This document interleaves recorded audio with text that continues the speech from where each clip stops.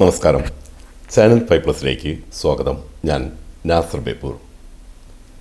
ഈ കൂത്തും കൂടിയാട്ടവും എല്ലാം അമ്പലങ്ങളിൽ നിറഞ്ഞു നിന്ന ഒരു കാലഘട്ടം കേരളത്തിലുണ്ടായിരുന്നു. പക്ഷേ ഒരു രംഗകല എന്ന നിലയിൽ ഇത് അധികമൊന്നും കേരളത്തിൽ കാണപ്പെടുന്നില്ല. ഈ അവസരത്തിലാണ് ഗൾഫിൽ നിന്നും ഒരു കലാകാരി നങ്ങ്യാർ കൂത്ത് രംഗത്ത് പ്രഗത്ഭയായി അറിയപ്പെട്ടു തുടങ്ങുന്നത്. അപ്പോൾ ഇന്ന് നമ്മുടെ അതിഥിയായി എത്തുന്നത് ദേവപ്രിയ അനിലാണ്. നമസ്കാരം. നമസ്കാരം. ഓ, ഏത് ക്ലാസ് പഠിക്കുന്നു? ഞാൻ 11th പഠിക്കുന്നു. എത്ര കാലമായിട്ട് നൃത്തം അഭ്യസിക്കുന്നുണ്ട്?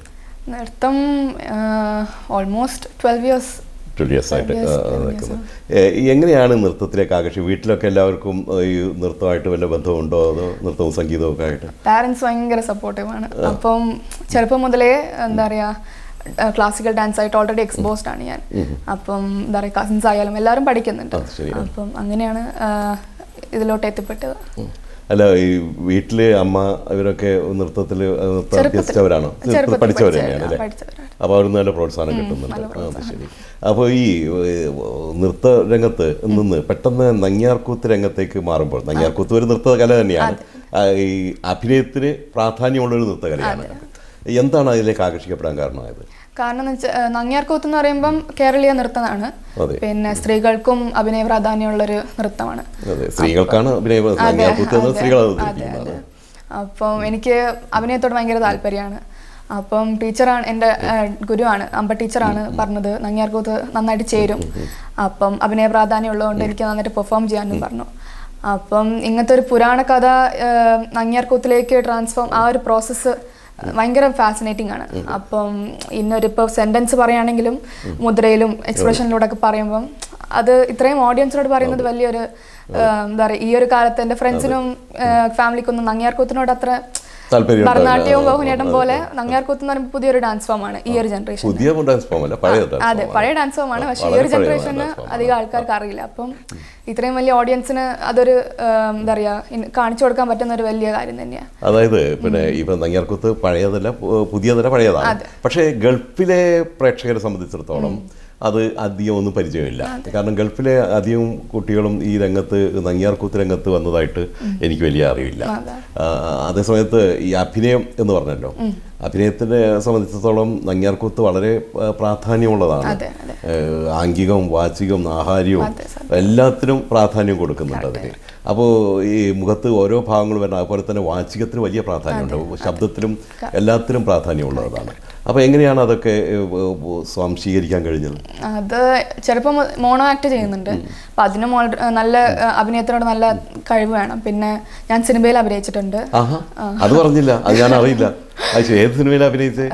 കുട്ടൻപിള്ളയുടെ ശിവരാത്രി. കുട്ടൻപിള്ളയുടെ ഇവിടെ നിർത്തെ. അതിലെന്ത് വേഷമായിരുന്നു ചെയ്തിരുന്നത്? സുരാജിന്റെ ഒരു കുട്ടൻപിള്ളയുടെ മോളുടെ പേരക്കുട്ടിയായിട്ട് 3rd പഠിക്കുമ്പം ആ ഒരു സിനിമ ചെയ്തായിരുന്നു. അപ്പം ആക്ടിംഗ് ആയിട്ട് ഫോറിൻ അല്ല, ഞാൻ ഓൾറെഡി എനിക്ക് പരിചയമുള്ളൊരു മേഖലയാണ് എനിക്ക് ആക്ടിങ്. അപ്പം നങ്ങ്യാർകൂത്ത് ചെയ്യുമ്പോൾ ഇപ്പോൾ ആക്ടിങ്ങിനോട് വലിയ ബുദ്ധിമുട്ടായി തോന്നിയില്ല. കാരണം ഇത്രയും ഡാൻസ് ചെയ്തു, അപ്പം ഇത്രയും എക്സ്പീരിയൻസ് ഉണ്ട്. അപ്പം ഇങ്ങനത്തെ ഒരു കോൺസെപ്റ്റ് ചെയ്യുമ്പം ബുദ്ധിമുട്ടൊന്നും തോന്നിയില്ല. അപ്പം നല്ലൊരു ഇതായിരുന്നു, എക്സ്പീരിയൻസ് ആയിരുന്നു അഭിനയിക്കുന്നതും. പിന്നെ ഇത്രയും 20 മിനിറ്റ്സിൻ്റെ ഡാൻസ് ആണ്, അപ്പം അങ്ങനെ ടയേർഡ് ആവാൻ പാടില്ല. അപ്പം അത്രയാണ്. ഏത് നങ്ങ്യാർകൂത്ത് വിവിധ കഥകളാണല്ലോ അവതരിപ്പിക്കുന്നത്. അപ്പോൾ ഏത് കഥ അവതരിപ്പിക്കാനാണ് കൂടുതൽ താല്പര്യമുള്ളത്? എനിക്ക് ഫസ്റ്റ് നരസിംഹാവതാരത്തിന്റെ. നരസിംഹാവതാരം എന്തുകൊണ്ടെന്ന് വെച്ചാൽ വളരെ അഭിനയ പ്രാധാന്യമുണ്ട് നരസിംഹാവതാരം. പിന്നെ മഹാഭാരതത്തിൽ തന്നെ കുറെ ഇതുണ്ട്, ഒരുപാട്. പിന്നെ പൂതനാമോക്ഷം എല്ലാം.